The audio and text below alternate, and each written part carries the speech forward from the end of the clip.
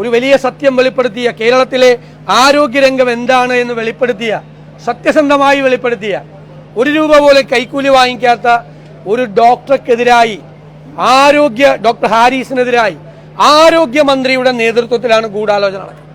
അയാളെ അപകീർത്തിപ്പെടുത്താൻ, അയാളെ അപമാനിക്കാൻ,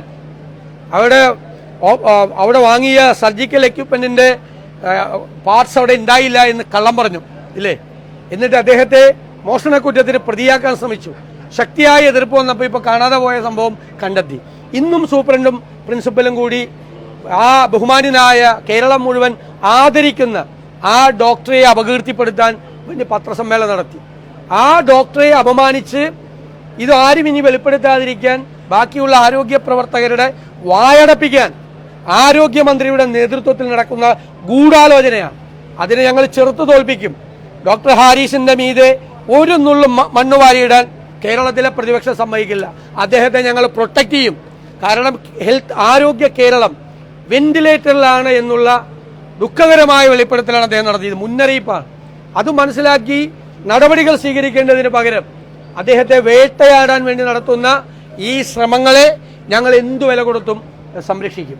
ഹാരിസിന്റെ മുറിയിൽ നിന്ന് എക്യുപ്മെന്റ് കിട്ടിയെന്ന് പ്രിൻസിപ്പൽ തന്നെ വാർത്താസമ്മേളനം നടത്തി പറഞ്ഞിരിക്കുകയാണ്. അപ്പൊ ഇവർ എന്ത് അന്വേഷണം നടത്തിയത്?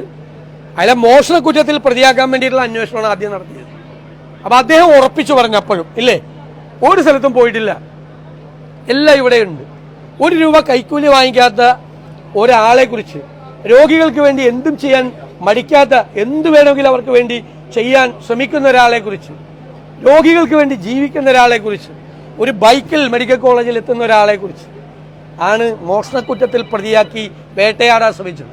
കഫീൽ ഖാനെ BJP സർക്കാർ വേട്ടയാടിയതിനേക്കാൾ ക്രൂരമായിട്ടാണ് പിണറായി സർക്കാർ, എന്തായിരുന്നു ബഹളം കഫീൽ ഖാനെ വേട്ടയാടിയപ്പോൾ, അതിനേക്കാൾ ക്രൂരമായിട്ടാണ് ഡോക്ടർ ഹാരിസിനെ ആരോഗ്യമന്ത്രിയുടെ നേതൃത്വത്തിൽ ഈ വേട്ടയാടുന്നത്. ഗൂഢാലോചന നടത്തി വേട്ടയാടുക.